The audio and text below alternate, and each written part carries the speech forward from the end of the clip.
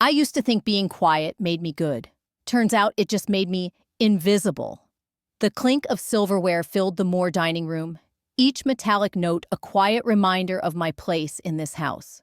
Vanessa laughed at something Dad said, her voice bright, and practiced drawing everyone's attention as usual. I sat 2 chairs away, my plate half full. My thoughts even more so.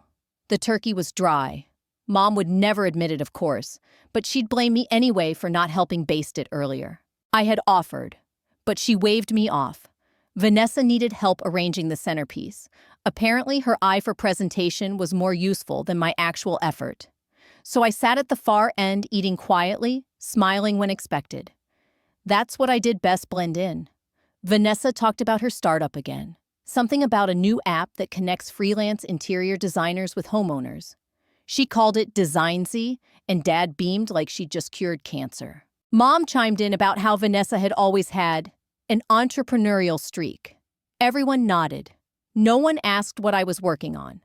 When dinner ended, Vanessa slipped away upstairs with Mom to look at fabric swatches for the Christmas curtains.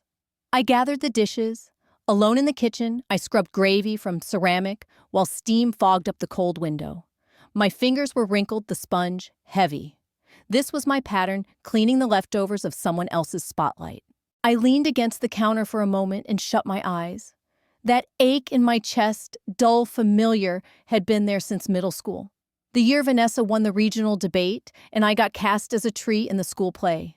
I remembered standing behind cardboard branches, waving painted leaves, while my parents clapped only when Vanessa took the stage to introduce the next act. But Grandpa Henry, he was different. He never said much, but he saw me. He'd hand me his keys on quiet Sundays and let me drive around the back roads even when I wasn't supposed to. He set up a small easel in the garage one winter and left out paints without a word. I never told him thank you. I didn't need to. He just understood. His voice returned to me sometimes, a whisper tucked behind all the noise. The quiet ones always surprised them in the end. He said that after Mom scolded me for not standing up to Vanessa about something petty, probably shoes or makeup. Back then, I thought he was just being kind. Now, I wasn't so sure. I carried dessert plates to the table, a store-bought pie, which Vanessa announced she'd plated herself. My slice sat untouched while they talked about ski trips, decor themes, and a potential family getaway for Christmas. I wasn't consulted. I bent to gather the empty wine glasses and paused as I heard Mom's voice, soft, clipped from the dining room. "She'll be fine with whatever we decide," she said. Vanessa murmured something I couldn't hear then. Laughter. My mother's voice again, closer this time. "She always is." The words echoed. I froze, one hand still gripping a glass. She always is. Was that how they saw me? A placeholder. A quiet shadow that didn't object, didn't count. I stood in the kitchen a little longer than necessary, letting the hum of the refrigerator fill the silence. I returned to the table, nodded when Vanessa asked me to grab more napkins, and pretended not to hear. Back in my seat, I looked down at my slice of pie. Whipped cream, slightly melted crust, perfect. But I couldn't bring myself to eat it. I stared at my untouched dessert and thought, maybe next year I won't show up at all. They called it a blessing, but no one congratulated me. The office smelled like lemon oil and old leather, a curated calm that couldn't hide the tension humming beneath our coats. Rain tapped against the window like fingers growing impatient. The day after Grandpa's funeral, we gathered around a long conference table that looked like it had never seen grief. Mr. Whitaker. The attorney adjusted his glasses and read in a tone so neutral it felt almost cruel. Henry Moore bequeaths $300,000 in cash and market securities to his granddaughter, Vanessa Moore. He bequeaths full property rights, including land and structures of the Evergreen cabin, to Rachel Moore. Silence. No gasp, no murmur. Just the sound of a pen clicking Ethan's.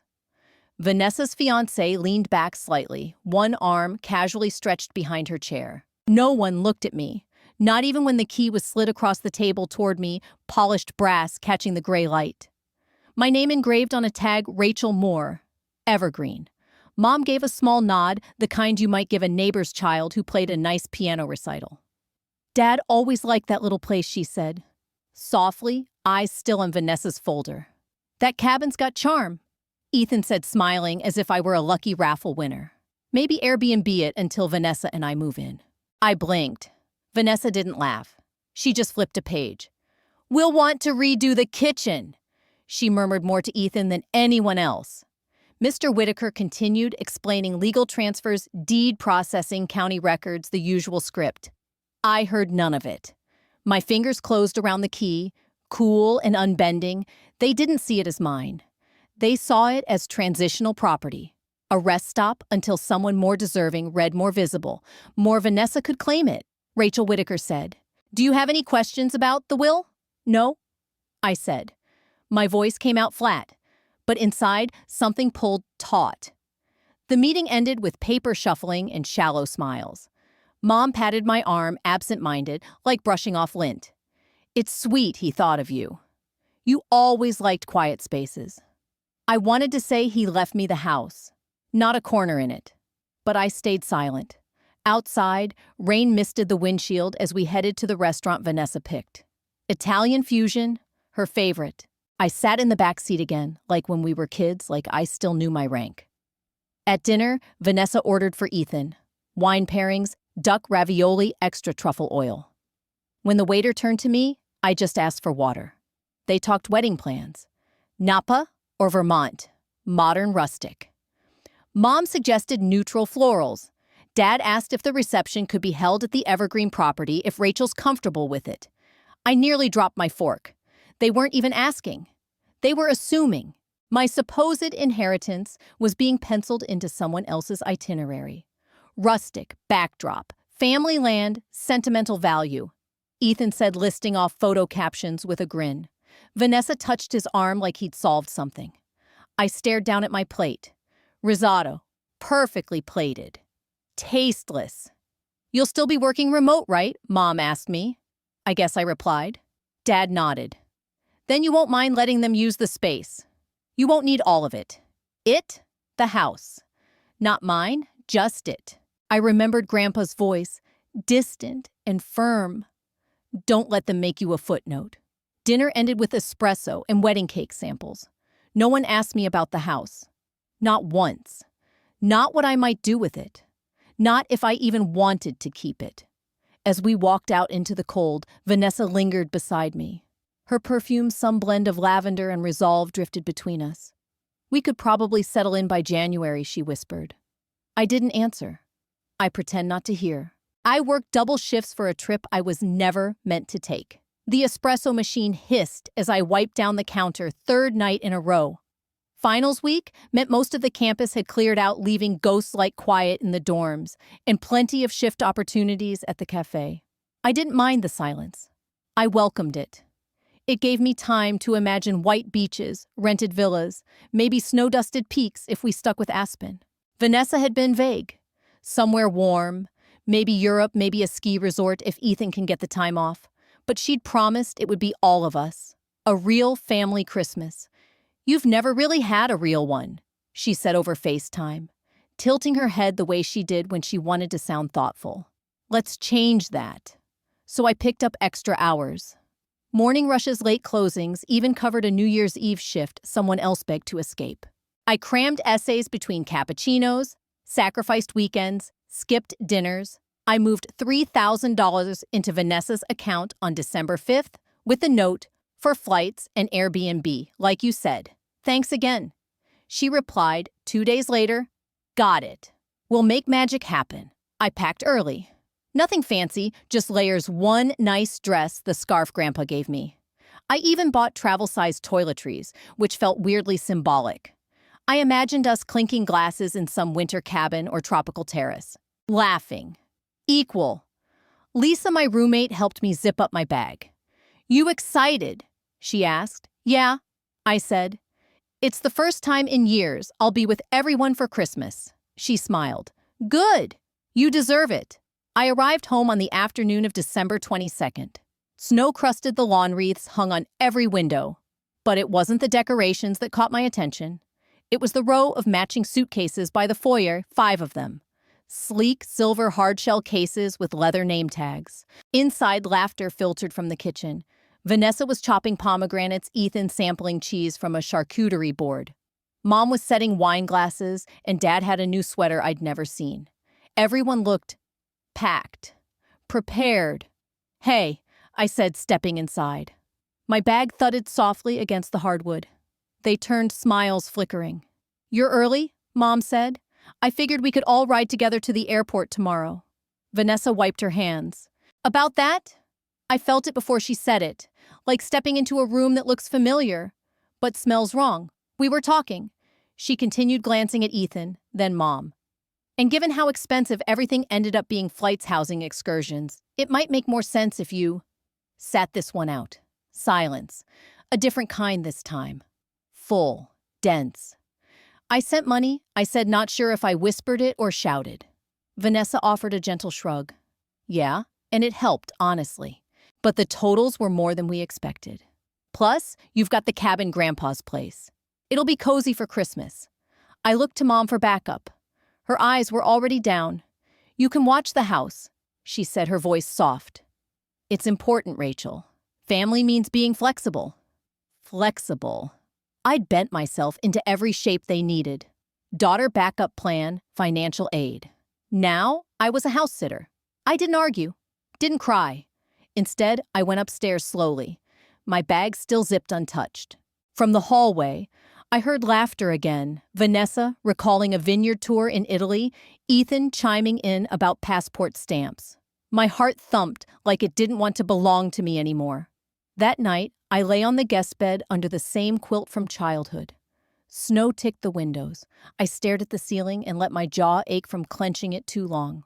I nodded, but inside I thought, family also means not robbing you and calling it love. There's a line between patience and permission. I finally saw it. December 23rd wrapped itself in the kind of sky that couldn't decide whether to snow or rain. A dull gray pressed against the windows, and inside the house, the air was filled with zippers, last-minute shouts, and the rolling wheels of expensive luggage. I sat on the bottom step of the staircase, socks mismatched hair pulled into a low, forgotten bun, and listened. The chaos wasn't mine, and somehow that made it louder. Vanessa's laugh echoed from the master bedroom.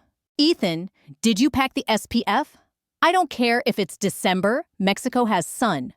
Mom followed behind with garment bags and little monogram tags, checking items off on her app. Dad was in the garage loading skis and boxes of granola bars. The suitcases were already lined up near the entryway. 5. All matching slate blue Samsonites. As I drifted closer, I read the tags V, Moore, E, Lawson, L, Moore, D, Moore, and just 4. Mine was missing, of course. There had been 5 of us at Thanksgiving, but apparently only 4 were boarding the flight tomorrow. I hovered near the kitchen, pretending to refill my water. The fridge had a sticky note plastered to its handle in Mom's familiar rounded cursive. "Rach, don't forget to water the succulents every 3 days. Kitchen window 1 too? Forward any mail from Vermont Energy. Turn off the porch light each night. Saves power. XO." Mom? I stared at it for a long moment. Not even a thanks, or we'll miss you. Just a to-do list. As if I were a tenant in someone else's house. No mention of the fact that I had been the one to stay back every winter break working extra hours at the cafe, helping keep the pipes from freezing, keeping this place running. None of it mattered now that Vanessa was home with her bright plans and Instagram-worthy engagement. "Rachel, we left a note for you," Mom called as she breezed past. "We'll be back before New Year's. Don't forget the thermostat. We don't want pipes bursting." "Got it," I said softly. "And if the trash gets full, just drag it out Thursday night." "You know the drill," Dad added. Vanessa entered, then her lips, glossy, eyes bright. "Hey, thanks again for staying back, Rach. I know you were thinking of coming, but Ethan and I talked with Mom and Dad, and it just made more sense for you to hold down the fort." One less ticket, I said nothing. I didn't trust my voice. Then she said something that stuck in my ribs. "Honestly, it's kind of perfect. You've always been the dependable one. It's your superpower. Dependable. Like a dishwasher or a weather app." I went upstairs without another word. I ended up in Grandpa Henry's old room, one I hadn't entered since the funeral. The door creaked open like it recognized me. Dust floated in the soft glow of afternoon light. It still smelled like pipe tobacco and cedar, but something felt off. Too new, too carefully arranged. I spotted the ivory garment bag hanging from the closet doorknob. Drawn like a moth, I approached and unzipped it. Delicate lace, elegant beading. The hem kissed the floor with intention. Vanessa's wedding dress. She had hung it here in the room Grandpa used to say was Rachel's quiet haven. My refuge. Now, a bridal storage closet. I zipped the dress up with slow precision, my fingers steady. Then I stood in silence, letting the weight of this new reality settle into my spine. I didn't cry. That was the surprise. No sob, no scream, just an eerie clarity. I realized something. Then not a revelation, but a reckoning. They would never treat me like I mattered until I stopped allowing them not to. My phone buzzed in my pocket. Lisa again. Want to come crash at mine tonight? I stared at the screen, then typed, "Not tonight. I've got something to handle." Downstairs, they were laughing over dinner. Mom had made her holiday baked brie, but no one had offered me a plate. I cut a slice of dry turkey, took one bite, and tossed the rest. My appetite had left hours ago. Later that night, after everyone went to bed, I stood barefoot in the foyer, staring at the locks on the front door.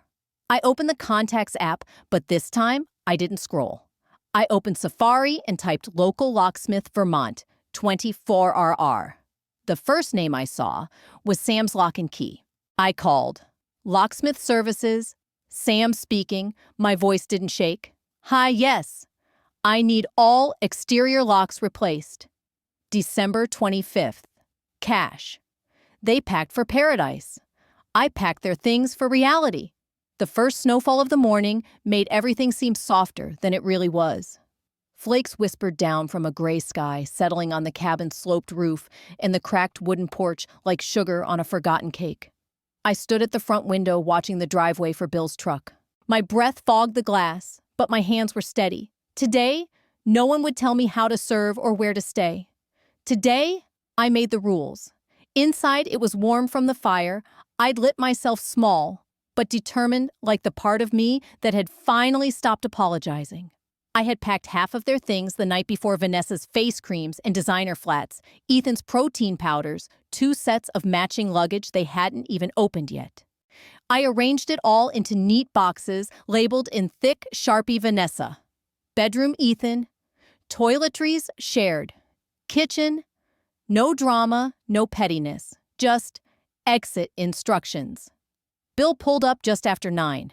His truck rumbled like it had things to say, but was too tired to shout. He stepped out wearing a red flannel shirt and a knit cap, his steps deliberate on the iced gravel. When he reached the porch, I opened the door before he knocked. "You, Rachel?" I nodded.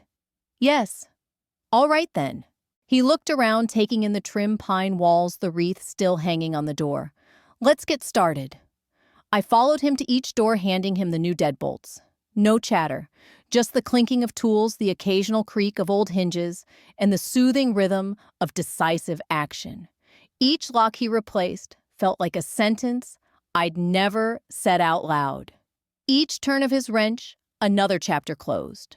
While he worked, I went room to room. Vanessa's dresses were still hung up, like she lived here, like I was the one just visiting. I took each one down with care, folding them into a cedar box that used to hold Grandpa's winter blankets. Ethan's cologne, too sharp, too eager, still lingered in the guest bathroom. I wrapped it in a washcloth and packed it beside his cufflinks. They had planned their honeymoon itinerary on the dining room table. I folded the papers and placed them neatly into a folder labeled MISC, Travel. I found Grandpa's photo in a bottom drawer tucked beneath old Christmas cards. The frame was brass, the glass smudged. I ran my sleeve over it gently. His eyes met mine with that same mischievous twinkle they always had.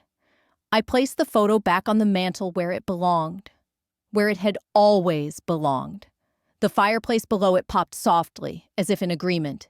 Bill came back from the final door. "All set. Every entry point secure. Keys are labeled by door." He looked at me a second longer than necessary. Rough Christmas. I took a breath and gave a small smile. Just long overdue. He didn't press, just nodded and handed me the keyring. You take care now. After he left, the silence felt earned. No one barking orders, no perfume-heavy footsteps above my head, no whispered conversations behind closed doors. Just the tick of the old clock, the wind outside, and the fire steadily warming my reclaimed home. I made tea black strong and poured it into Grandpa's favorite chipped mug. I lit the little cinnamon candle he used to grumble about every December. Smells like a bakery exploded in here, he'd always say. I smiled at the memory, then settled into the couch with my phone. A message from Lisa blinked on screen. You okay? Did you really do it? I typed back. Yes, they're out. Locks changed. I kept the house. She sent back a flurry of emojis ending with a simple red heart. I stared at it for a second, feeling the strange calm that follows a storm you didn't realize you were always in. Then my phone lit up again. 13 missed calls. Then 31. Then 50. The first message came at 9:12 a.m. By noon, I couldn't hear myself think. The cabin was silent, save for the ticking of the grandfather clock in the hallway. Outside, snow fell in soft layers, muffling the world. Inside, my phone lit up like a faulty Christmas tree buzzing against the kitchen counter. I didn't check it at first. I poured cocoa, lit the fire, and slid into Grandpa's old armchair flannel blanket, tucked around me like armor. But the buzzing didn't stop. The chorus of dings and vibrations turned steady, urgent, rhythmic, desperate. Vanessa once said, "All I need is one group chat and a few guilt texts." I used to laugh. Now, guilt was digital and relentless. Rachel, what did you do? We need to talk. You changed the locks. How could you be so cold? There were 30 messages before I finished my drink. 40 by the time I stacked firewood. Some came from numbers I didn't recognize. One was a Bible quote. Another simply read, "Ungrateful." I didn't respond. Not yet. A flash of memory cut through the snowlight. 14 years old. The ceramic vase Grandma brought from Austria lay shattered. Vanessa was pale. Mom's voice rose sharp as glass. I stepped forward. It was me. I remembered the hush that followed. The relief in Vanessa's eyes. The disappointed sigh from Dad. The look that said, "Of course it was you." I blinked it away. More texts poured in, pleading, then threatening. Ethan, you're being ridiculous. Vanessa, we need to fix this. Call me. Dad, I expected better from you. Linda, just tell us where the key is. And then the one that landed like ice in my chest. Ethan again. You don't deserve this house. I stared at it, letting the words settle. Then I whispered, and yet, here I am. The fire popped once, snapping me out of my haze. I reached for the mug, its warmth now dulled to lukewarm comfort. I cradled it in both hands like a shield against what waited inside that phone. There was a part of me, some tired, brittle fragment, that wanted to believe this was all just shock, that maybe by tomorrow they'd calm down. But that part of me had also believed for years that if I just stayed quiet long enough, they'd finally see me. The screen lit again. I glanced. A group text had formed Family Trip 2023. The irony nearly made me laugh. Vanessa. We should have never trusted her with it. Dad, let's just handle it legally. Mom, enough? This is still our daughter. Still. That word sat like a stone in my chest.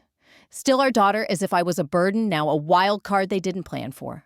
I'd been an accessory, a reliable spare wheel they only noticed when something else broke. I stood suddenly needing to move. The cabin creaked slightly as I paced to the kitchen window, foggy with condensation.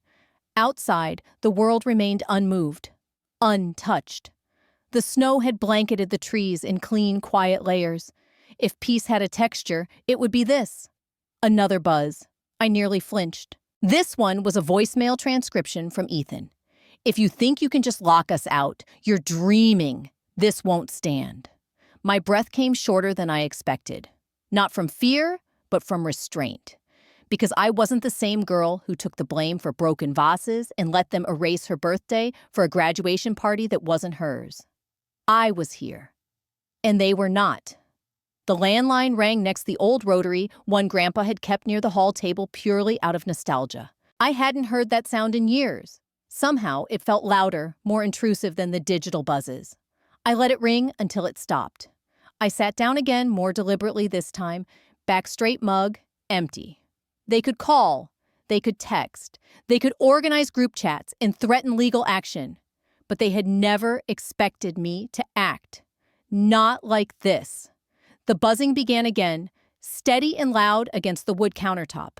And then finally, the name Mom. Not Linda, not a text, just Mom. It blinked, waiting. I didn't smile. I didn't scowl. I didn't run through a script in my head. I just answered. "Let me talk," I said. Just this once. The silence on the other end of the line was sharp, like someone had muted their breath. I had them all on speakerphone, the names blurred together at the top of the screen: Mom, Dad, Vanessa, Ethan. Lisa sat quietly in the living room, pretending to read but listening all the same. The fireplace hissed behind me. Outside, snow fell in soft layers, muffling the world. Inside, my phone lit up like a faulty Christmas tree buzzing against the kitchen counter. Linda's voice cracked first. "Rachel, honey, this isn't the way. You've created such division in the family. We were supposed to spend these holidays together." "Were we?" I kept my voice level. "You all booked a tropical vacation. I was never on the itinerary." Vanessa jumped in, her voice colder than the Vermont wind. "You're twisting this into something ugly. We're family. You made it legal, not loving." I breathed in slowly. Grandpa had once told me, "Say your piece, then say your piece." So I started. "I sent you money, Vanessa. $3,000. Tips, shifts, sleep. I didn't get all because you said the family trip needed it. You said you were short and it would mean so much if we all pitched in. I was in. I believed you." Vanessa huffed. "That money went toward, I know exactly where it went. Luggage, spa packages, a dress fitting for a wedding I wasn't invited to plan." Ethan muttered, "This is getting ridiculous." "No," I replied calmly. What was ridiculous was arriving home early, eager to pack, only to see matching suitcases lined by the door. No ticket, no itinerary. Just my name on a sticky note next to instructions for the porch light. Linda sniffled. "We didn't want to hurt you." David cleared his throat. "We thought you understood. You've always been flexible. The cabin, it's your place. We figured you'd be fine holding down the fort." I stared at the phone like it was some artifact from another world. "You figured," I echoed. "Like when you figured I wouldn't care that Grandpa left me the cabin. Like when you figured I'd share it. Like when Ethan figured I didn't deserve it. This home is not a punishment. It's a boundary. And boundaries are what love looks like when respect is missing." Vanessa's breath hitched. I imagined her, back stiffening, hand frozen mid-gesture. "I didn't change the locks out of spite," I added. "I changed them because I finally could." There was a hum on the line, someone adjusting their phone or shifting in a beach chair 1,000 miles away. I imagined their toes curling into warm sand while my fingers wrapped around a steaming mug. The contrast was poetic. "I used to wonder," I said slowly, "if maybe I was just too quiet, too passive. I watched you all lean into Vanessa's spotlight, thinking if I just stayed out of the way, you'd eventually see me. But you never did. I was just convenient. The one who didn't complain. The one who paid and smiled."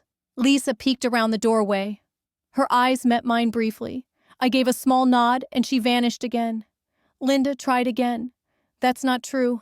Rachel, we love you." "No," I cut in gently.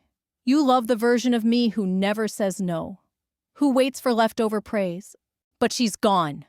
I buried her under 3 feet of snow and slammed a deadbolt behind her. Vanessa exhaled sharply. "God, you sound so self-righteous." "No," I said, "but it makes me free." "Ethan, we'll be back for New Year's and we can talk. Talk about what How to undo Grandpa's will. How to make my inheritance feel like your vacation rental. You're being dramatic. I turned to face the fireplace. No, I'm being deliberate, David said quietly. I hope you're proud. I answered, I am. For the first time, they stopped calling, but the silence wasn't empty. It was earned. The air had changed, not just outside where the January chill was slowly retreating and patches of grass began to peek through snowbanks, but inside me too. Quiet no longer felt like a punishment. It felt like a luxury. Lisa had left the cabin a few days ago, her arms full of groceries and her words full of warmth. You're building something? Here, she said at the door. Don't let them make you feel like you're stealing it. I had smiled and for once believed her. Today I was finalizing the lease for the guest wing, the one Grandpa never finished but always talked about. The Campbells, a retired couple from New Hampshire, had found the listing online. We're looking for peace, they said on our video call. We used to run a lavender farm. We like the idea of quiet evenings and strong tea. We met in town a week ago. Mr. Campbell wore a scarf that matched his wife's gloves. They held hands when they spoke and finished each other's memories. I handed them the keys, and they gave me an envelope. First month's rent, Mrs. Campbell said. It's a lovely space. Thank you for sharing it. It was the first time I'd earned anything from something I owned. Something that wasn't borrowed or conditional. I drove home slowly, letting the feeling stretch. 2 days later, a postcard arrived. The front was a watercolor of a lavender field. The handwriting was neat looping. The lavender blooms beautifully here. Thank you for the home. I stood there by the mailbox reading it again and again. Then I tucked it in my coat and walked back up the path, blinking against the sunlight. Claire, my neighbor, was on her porch again. She waved, then crossed the snowbank with a small envelope in her hands. Found this among Henry's old notes, she said. Figured you should have it. I opened it slowly. Inside was a note on yellowed stationery, Grandpa's slanted script still bold. If anything ever happens, let her know she's my true legacy. Not because of what she's done, but because of what she sees and what she doesn't say. My throat closed up. Claire gave me a knowing look and walked back without another word. Inside, I pinned the postcard above my desk. Then I added the note beside it. Suddenly, the house didn't feel borrowed. It didn't feel conditional. It felt like mine. I spent the rest of the afternoon mopping floors and repotting a few plants. The scent of coffee and soil filled the air. For the first time, Evergreen wasn't just a cabin, it was a space that held intention. Mine? The sun dipped behind the trees, casting long golden streaks across the wood-paneled walls. I sat at the desk and traced the edges of the postcard one more time. I thought about all the words that were never said in my family and all the ones that strangers had chosen to give freely. I stared at the subject line for a while, not opening the email. It pulsed like a small heartbeat on the screen, quietly waiting. Lisa had told me about the fellowship over soup one night in early December. You should apply, she'd said. You've lived more than most people write about. At the time, I laughed it off. But later, I applied not expecting anything, just needing to declare that I existed beyond family dinners and forgotten birthdays. Now, it was here, a digital breadcrumb leading somewhere unknown. I didn't click. Not yet. Instead, I walked through the house, slowly touching the walls, the banisters, the spots Grandpa had repaired himself. The scratch on the doorframe from the time I dropped a basket of books. The dent in the floorboard where his cane always rested. I paused in the living room. There was a warmth to it now, not just from the fireplace, but from presence, from the sense that this was a beginning, not a leftover. Then my phone buzzed. Subject, Legacy Fellowship, finalist, notification. They wanted to fix things with the same hands that broke them. Rain lashed the windows of the university library like a warning. Outside, students hunched into their jackets, rushing through puddles and wind. Inside, the air was quiet, but heavy with the scent of damp coats and old books. I sat with Lisa in the far corner, laptops open but barely used. My inbox pinged. The subject line read, "Thinking of you, from Mom." I stared at it for a while before clicking. It wasn't long, just a few sentences that managed to be both vague and suffocating. Hi, sweetheart. Hope school's going well? We've all been talking, and we think maybe it's time we had a conversation. No pressure, of course. But family above all, right? I didn't respond. I didn't even blink.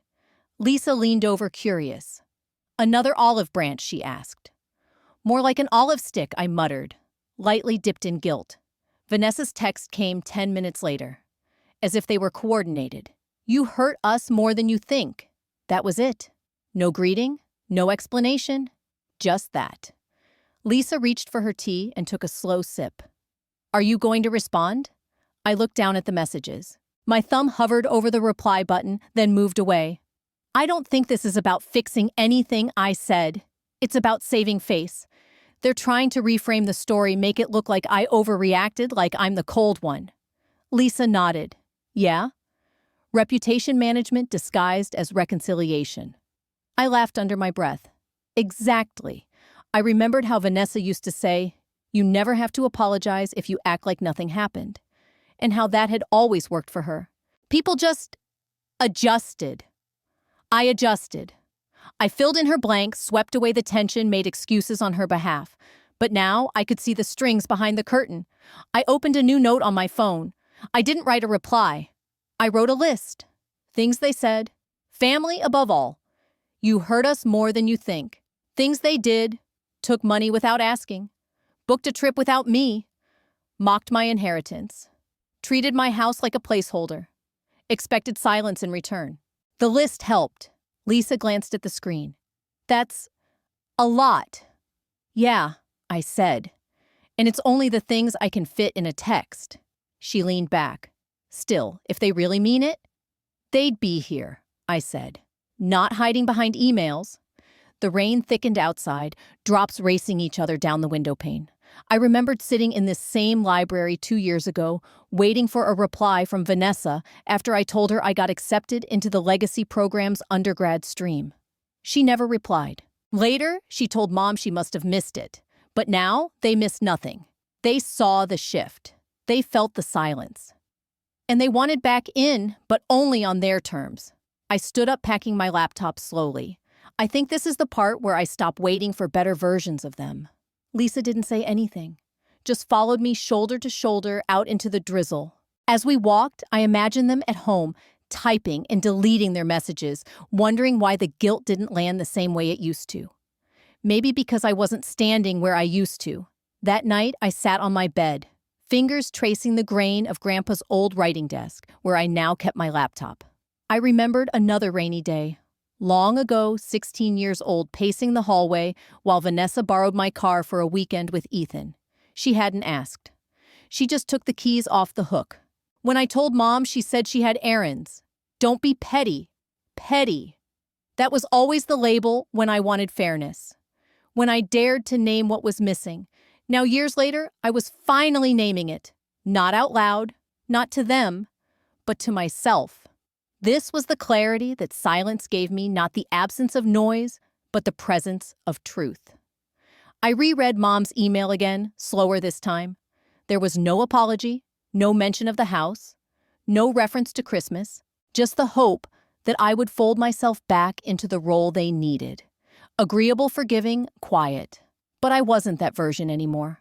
Lisa texted me after midnight. Still thinking about your list. You're not crazy. Or cold. Just finally awake. I stared at her words for a long time before replying. I know. Then for the first time in weeks, I slept without waking.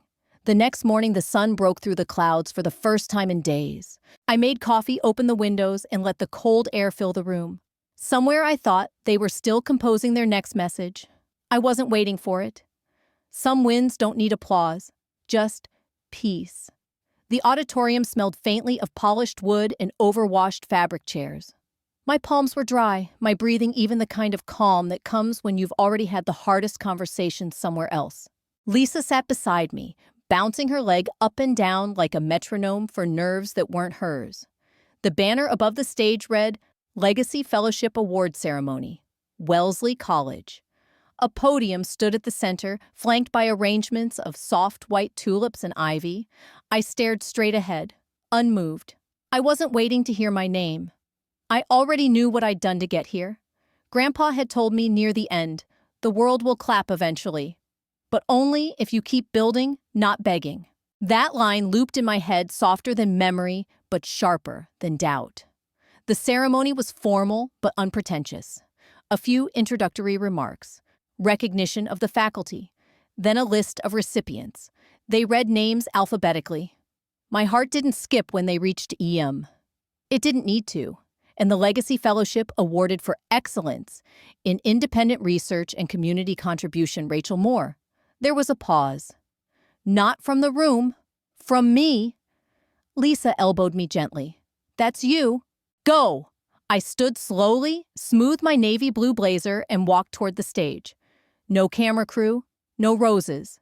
Just footsteps on hardwood and the clicking of a few supportive hands. When I reached the podium, the applause was still going. Light, respectful, unfamiliar. I accepted the certificate with a nod, shook hands with the dean, then turned toward the microphone. I wasn't nervous. I wasn't euphoric. I was rooted. This award I began isn't for who raised me. It's for who I raised myself to be. A few murmurs of agreement, a few audible inhales, then more clapping. I stepped down without adding another word. Lisa met me halfway down the aisle, phone in hand screen, already glowing. You looked amazing up there. Want to send the clip to your mom? I looked at the video playing silently on her screen, me at the microphone, shoulders, squared voice steady. No, I said. They didn't build this part of me. I did. We stepped outside into the late winter sun. There was still snow in the shadows, but the air felt different, not quite spring, but something close, something warming. We took a few photos under the archway, Lisa insisting on capturing this moment, even though I felt like the real moment had happened quietly long before now. Maybe back in December. Maybe years before that. As we walked back toward the main building, I spotted the framed announcement poster on a bulletin board. My name printed in bold final text. No middle initials, no footnotes, no caveats. Want a picture next to it? Lisa asked. I shook my head. Nah, I already lived it. She grinned. That's such a power move. Inside, students were still milling around, hugging, laughing, planning celebratory dinners. I let the door close behind us and leaned against the wall, breathing in. This wasn't a climax. It was a checkpoint. I wasn't interested in proving anything to the people who'd called me ungrateful, too sensitive, or just tired. I didn't crave their recognition. I'd stopped auditioning for their love a long time ago. This was the return on investment. Not theirs, but mine. Later that night, back at my dorm, I placed the certificate in the top drawer of my desk. Not on the wall, not on social media. Just tucked away, right next to the folder where I kept Grandpa's last letter and the lease agreement for the evergreen cabin. Outside the window, the quad lights buzzed like sleepy fireflies. I watched them flicker and remembered the Thanksgiving when Vanessa got her first startup pitch deck printed and the family passed it around like gospel. I had presented a research project on rural mental health, and Mom had nodded absent-mindedly, already planning Vanessa's launch party. It didn't sting now. It felt distant, like an old sweater I no longer wore. I opened my laptop and pulled up the first draft of my grant proposal. The cursor blinked steady and expectant. No one else would write these words for me. No one else ever had. For once, I didn't dread the blank page. It felt like a beginning. From now on, I wouldn't wait to be applauded to know my worth. My footsteps, my decisions, my quiet defiance, they were their own kind of ovation. The camera flashes faded, but I looked into the light unblinking. I was ready. They didn't knock. They assumed it was still their door. I had just poured a second cup of tea when the sound of tires crunching over the gravel driveway pierced the calm. It was early, barely 9, but the March air had a sharpness that kept me alert. I didn't rush to the window. I didn't need to. 3 doors slammed. Footsteps approached. A familiar knock would have been a kindness. Instead, I heard voices. Loud, confident, entitled, Rachel Vanessa called out. not bothering to mask the irritation in her voice. "We're here to take a look." I opened the front door slowly, already knowing what I'd find. There she stood in her camel coat and oversized sunglasses, flanked by Ethan, who looked like he'd rather be anywhere else, and a man in a blazer holding a clipboard. A realtor. "We thought it best to show it while the weather's decent," Vanessa announced, walking past me as if nothing had changed since Christmas. "You know, spring listings sell better." "I'm not selling," I said plainly. She paused in the living room doorway, turning with a puzzled smirk. "Rachel, come on. We both know what this place means to the family." Ethan stepped forward. "Let's not make this harder than it needs to be. We already have buyers interested. Cash, too." I didn't blink. I walked over to the counter, picked up the manila folder I had prepared weeks ago, and handed it to the realtor. Inside, a copy of Grandpa's will, the lease agreement with the Campbells, and the title deed in my name. "I suggest you read the legal parts," I told him, "before any more assumptions are made." The realtor flipped through the documents, his face tightening. "I wasn't aware this was a rental property," he muttered, stepping back toward the door. "I'll be outside." Vanessa's mask slipped. "You leased it out." "Yes," I said calmly, "to people who actually appreciate it." She scoffed. "You think this changes anything? This cabin was supposed to be ours. Everyone knew that. Grandpa must have been confused near the end." I folded my arms. "No, he wasn't confused. He was deliberate. You just thought I wouldn't hold it." Her lips curled. "You've always been so passive, Rachel. You'd go along with anything if it meant avoiding a scene." I smiled, but it didn't reach my eyes. "I'm not avoiding anything. I'm managing it." Ethan's voice turned hard. "You'll regret doing this alone." "Then it's a good thing I'm not," I said just as the side gate creaked open. Lisa stepped around the corner tote bag on her shoulder, keys in hand. She looked from them to me, then said, "Did I miss the parade?" "No," I replied. "Just the exit." Vanessa's eyes narrowed. "This isn't over." I stepped forward and held the door open. "For you, maybe it isn't. For me, it was over the day you left me behind and called it love. They left with fewer words than they came." Mrs. Campbell appeared a few minutes later, holding a trowel and wearing gardening gloves. "Everything all right, dear?" "Better than ever," I said. She smiled. "Your grandpa would be proud." And for the first time in years, I believed it. The wind picked up, rustling the pine trees. Lisa handed me a warm scone from the bakery downtown and said, "You handled that like a queen." I looked out at the mountains in the distance, then down at the gravel drive, slowly erasing their tire tracks. "Queens don't explain," I said. "They rule." Later, as the sun began to melt the edge of the frost along the eaves, I sat at the kitchen table and reread Grandpa's will, not because I doubted it, but because it grounded me. His signature at the bottom felt like a hand on my shoulder, steadying, affirming. He'd seen through the noise long before I found the courage to step outside it. I glanced toward the fireplace where his photo still sat. The Campbells had added a floral garland around the frame last week. A little warmth, Mrs. Campbell had called it. I hadn't removed it. Some gestures didn't need permission. I thought of all the times I'd said yes out of habit, yes to being overlooked, yes to being the helper, the fill-in, the afterthought. No more. This home was mine, not just in paper, but in spirit. Its quietness didn't feel empty. Now it felt earned. I could breathe here without waiting for the next slight, the next suggestion that I make myself small. Lisa tapped her fingers against the windowsill, watching the wind lift the edge of the realtor's clipboard still left on the porch bench. "Think they'll try again?" she asked. "They always try," I said.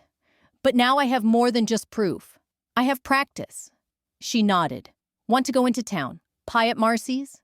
I looked out at the long dirt road and the clear sky it pointed toward. "Yeah," I said, grabbing my coat. "Let's celebrate something that doesn't need anyone else's permission." Truth doesn't need permission to be valid. The snow had begun to fall again, soft and steady, just as Lisa and I sat cross-legged on the living room floor, papers spread like puzzle pieces across the rug. The fireplace crackled behind us, its warmth cocooning the cabin in something close to safety. For once, the chaos wasn't outside. It wasn't even within me. It was just gone. Until the knock. Mrs. Clare stood at the door, bundled in her winter coat, cheeks red, holding a white envelope with both hands like it might vanish. "He asked me to give this to you," she said gently. "Told me to wait until the right time." I blinked. "Your grandfather," she whispered. I took the envelope with a kind of reverence I hadn't felt in a long time. Inside, a single sheet of lined paper, folded twice. The ink had faded slightly, but the handwriting was unmistakable, clean, careful, and his. I handed it to Lisa with trembling fingers. She read silently, then again, then out loud. "If Rachel is reading this, then I'm where I belong, and so is she. This home is hers not because I had no one else to give it to, but because she saw its worth when no one else did. She has always seen what matters. I've called her my legacy before now. It's time I write it." Lisa looked up at me, eyes wide. "This is gold!" I nodded, too moved to speak. We laid it beside the scanned copy of the will, and she pulled out the copy we'd gotten from the county office last week. Side by side, the handwriting was identical. The swooping R's, the underscored periods, Grandpa's telltale slant that leaned like he was mid-conversation. "Let's scan this," Lisa said, already pulling up the app on her phone, "and send it to your lawyer right now. This makes the intent undeniable." I breathed in deeply finally. He really did think of everything. She smiled. "Of course he did. He saw how they treated you. He just waited until you were ready." The scan buzzed through. I typed the subject line, "Supplemental document from Henry Moore," and hit send before I could second-guess it. The minute I did, something in my chest exhaled. Lisa returned from the kitchen with 2 mugs of tea, her brow still furrowed in a blend of awe and fury. She's really going to appeal after everything she passed me a mug. What does she even think she'll gain? You've got the lease, the deed, and now? Grandpa's own words. I took a slow sip. Control? Maybe? The illusion of having the last word. She leaned back into the couch, tucking one leg underneath her. If I were her, I'd be humiliated. She paraded her entitlement, came uninvited, and still thought she'd waltz in like the ending was hers to write. I smiled faintly. She always believed the story belonged to her. Lisa's voice softened. But it doesn't. Not anymore. We sat in silence as the fire cracked. I reached for the binder where I kept everything. Now the notarized will, emails from the lawyer, utility documents, even a printout of Grandpa's property tax payments proving he maintained this home in his name until his final breath. I added the letter to a plastic sleeve and slid it in like placing a final puzzle piece. It didn't matter if Vanessa appealed.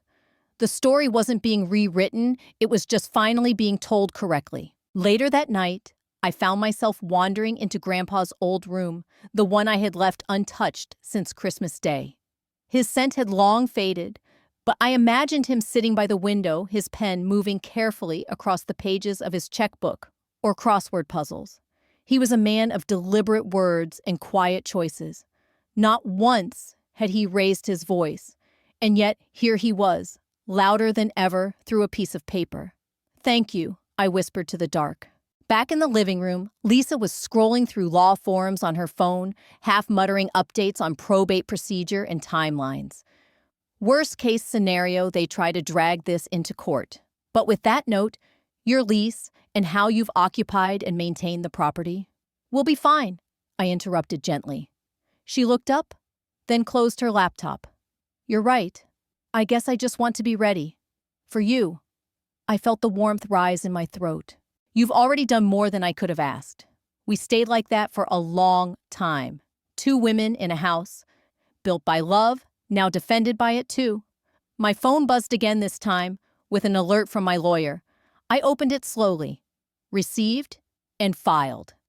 This further strengthens our standing. Rest easy. For the first time in months, I did. Sometimes silence isn't peace, it's power. The espresso machine hissed behind the counter, its steam clouding the window as April rain tapped against the glass like a steady drumbeat.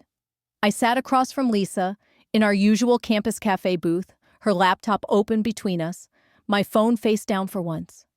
Between us sat a soft, purposeful quiet. Attorney Mendel's voice buzzed through Lisa's speakerphone. I reviewed the appeal Vanessa's attorney filed. To be frank, it's fluff. There's no basis for probate reversal unless the original will was forged or undue influence is proven. I exhaled slowly. And the letter from Grandpa seals the door shut, he replied. Intent is clearly reinforced. The courts won't waste time reopening what's already consistent and clean. This appeals for optics, not outcome. Lisa grinned, mouthing, "Told you." I smiled faintly. Once upon a time, that would have had me drafting my own defense, burning through midnight hours, writing emails preparing for war. I would have sent screenshots to friends, rewritten texts until they were perfect, articulate, calm, bulletproof. But that Rachel had exhausted herself, proving her worth to people who saw her as an option, not a person. I stirred my tea and thought of Grandpa's words.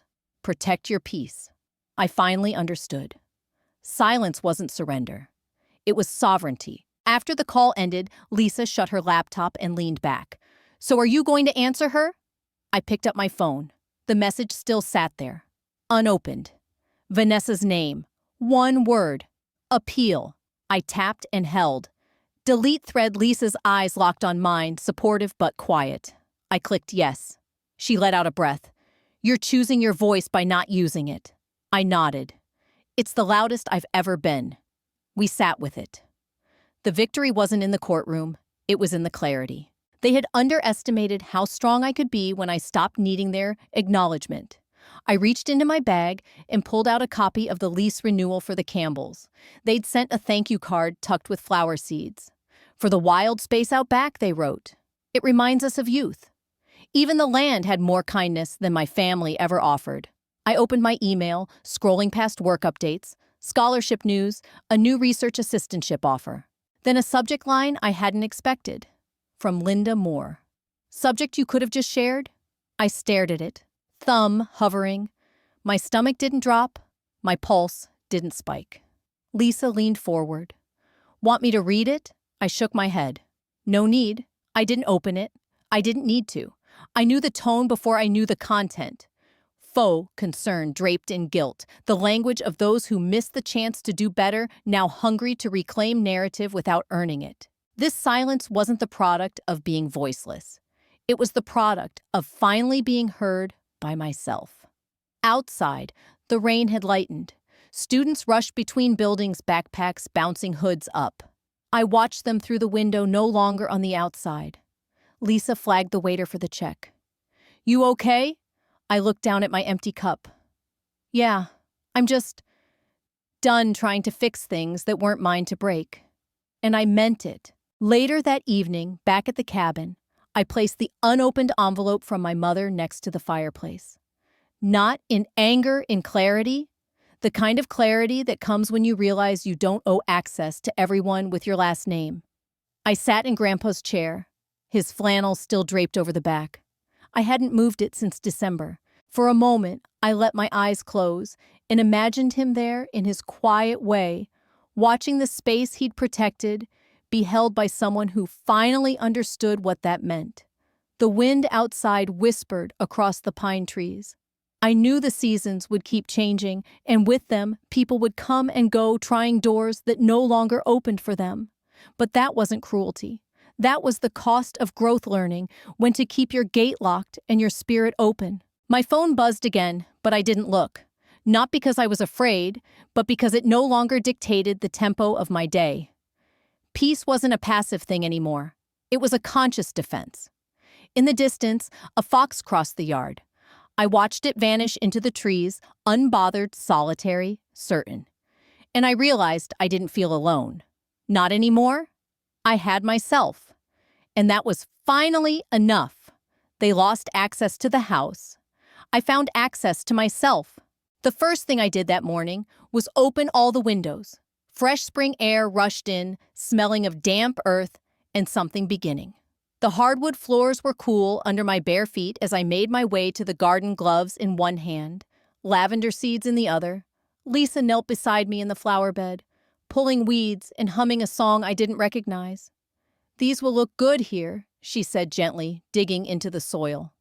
Grandpa loved lavender, I said. And irises. He used to say purple was the color of calm. And power, Lisa added. We spent hours in the garden, pausing only to sip lemonade under the porch awning. The Campbells waved from the far end of the driveway, their retriever bounding alongside them.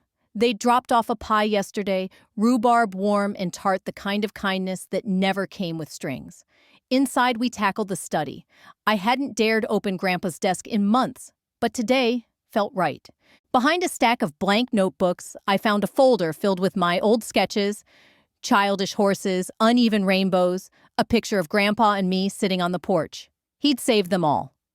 Look, Lisa said, holding one up. He even labeled the back. Rachel, age 8, drew this after fixing my toolbox. I laughed a real laugh, full-bodied and unguarded. I remember that day. He let me use his soldering iron. Mom nearly had a heart attack. By mid-afternoon, the house was humming with a quiet kind of energy. I dusted off the fireplace mantel, rearranged a few of Grandpa's books, and placed a fresh vase of irises on the windowsill. Light streamed through the glass, warming the floor painting, everything in gold. A knock at the door startled us. I opened it to find 2 neighborhood kids, twins no older than 7. They held a basket of painted eggs. From our mom, one of them said shyly. She said, "Thanks for the pie last time." "Thank you." I smiled. "Do you want to come see the garden?" Their eyes lit up, and we led them around the side of the house. One of them pointed at the porch. "Is this your family's house?" I paused for a beat, then said, "No, it's mine." Later, after Lisa left, and the twilight rolled in soft and steady, I lit the fireplace. Not because it was cold, it wasn't, but because I wanted to. The flame flickered against the stone, casting shadows I no longer feared. I sat cross-legged on the rug, Grandpa's flannel wrapped around my shoulders, and looked across the room to the drawer where I'd tucked away the final envelope he'd left for me. It had waited long enough, but I didn't reach for it. Not yet. For tonight, it was enough to sit in the glow of what I'd built, not just a home, but a self I could trust. After dinner, I wandered back out to the porch with a notebook. I hadn't written anything personal in months. Too many days, consumed by forms. Bank documents, proof of ownership, and silence louder than screaming. But tonight, my hand moved freely. "I forgive myself," I wrote, "for waiting, for giving them so many chances, for needing them to see me before I could." The wind stirred the trees above, and I could almost hear Grandpa's voice layered into the rustling. Not a sentence, just a presence. The kind you recognize without explanation. The moon came up pale and unassuming, bathing the yard in a tender blue. My garden rose looked imperfect but alive. I liked that. I wanted to be that. The final envelope remained unopened, but no longer ominous. It was a promise, not a threat. It would wait for me, not as a command, but as a comfort. A voice waiting to be heard when I was ready. And for the first time in years, I went to sleep in a house I didn't feel I had to earn. I already had, just by staying. The logs crackled softly, and I pulled the quilt tighter around my shoulders. Tomorrow, I'd open the envelope. Tomorrow, I'd let him speak again. But tonight, I belonged to the quiet. Not the silence they forced on me, but the silence I chose. The difference was everything. They excluded me from the trip. I excluded them from my future. The sun dipped behind the trees, painting the porch in amber. I sat with the letter unopened in my hands, the one Grandpa left behind. The last unopened envelope. For weeks it had sat on the mantel like a relic, untouchable, sacred. But today, something inside had shifted. I no longer felt the need to brace myself for disappointment. I was ready. Inside the house, Lisa moved quietly, respecting the stillness. She knew this moment wasn't about curiosity, it was about closure. The paper crackled as I unfolded it. His handwriting was the same familiar loops and steady lines I'd once watched him use to label jam jars, sign checks, scribble notes about where the garden shears were last left. But this letter, this one, was deliberate. You're not what they made you, it read. You're what you endured and what you built from it. The wind tugged at the page's edge, lifting it like a wing trying to escape. I pressed it down gently, as if to reassure it or myself that I was staying put. You carry the name, but more than that, you carry the light. I didn't leave you the house because it was fair. I left it because it was right. I felt the lump rise in my throat before I could stop it. My fingers curled around the paper, as if trying to hold his hand through time. I imagined him sitting on this porch, the same porch they told me to turn the light off on, watching stars emerge in silence. He always honored silence, never tried to fill it. His last line nearly broke me. Be the storm and the shelter. Protect what's yours, especially your peace. I folded the letter slowly, reverently, then stood and walked back into the house. On the kitchen table sat the final property transfer document, my name printed at the bottom. The last formality. But it wasn't the name I was born with. It was the name I had chosen, shaped by fire and silence, and the grit it took to stand alone. I picked up the pen and signed it slowly, no hesitation. Rachel Henry Moore. Each stroke felt like a reclamation, a sealing. I let the pen rest on the page, then looked around. The house was no longer just a place I stayed, it was mine in spirit, not just in law. I stepped onto the porch, letting the door click softly behind me. The light fixture above was rusty, but functional, the same one they used. To insist I switch off. Don't waste electricity, they'd say. Or worse, no one's home anyway. I reached up and flicked it on. The bulb glowed warm against the settling twilight, casting a soft pool of gold over the lavender I had planted near the steps. Their scent lifted in the air, mingling with the promise of spring. Down the lane, two neighbors strolled past. One waved and the other called out, "Evening, Miss Moore." I waved back the gesture. Simple, but profound. I wasn't standing in someone else's shadow anymore. I wasn't the forgotten daughter in the back seat. I was seen, not because they finally looked, but because I chose to stand. Inside, my phone buzzed on the entry table. Once, then twice, then a third time. I walked in calm, picked it up without rushing. The screen glowed with a voicemail from an unknown number. I pressed play. "Ms. Moore?" A woman's voice said, polite but certain. "I'm reaching out about a scholarship video you submitted. We'd like to discuss featuring your story more broadly. You have a few minutes." The message ended. I didn't smile. Not yet. Instead, I stepped outside again and looked up. The porch light was still on. So was I. I stood on the edge of the steps, letting the breeze lift the hem of my sweater. Somewhere down the road, another door might open, another version of me might grow. But tonight, with the porch light casting its glow and my name finally mine, I was enough, not because someone said so, but because I did. If you've ever been the quiet one, overlooked, underestimated, I hope my story reminds you that silence isn't weakness. It's potential waiting to ignite. I didn't slam doors or raise my voice. I claimed my space with calm and proof. If something in you stirred as you read, tell me, what would you reclaim if fear wasn't in the way? Leave a comment. Share your voice. And if someone's trying to dim your light, remember this. You don't owe access to those who misuse it. Protect your peace. That's not selfish. It's survival. And maybe it's the beginning of your legacy.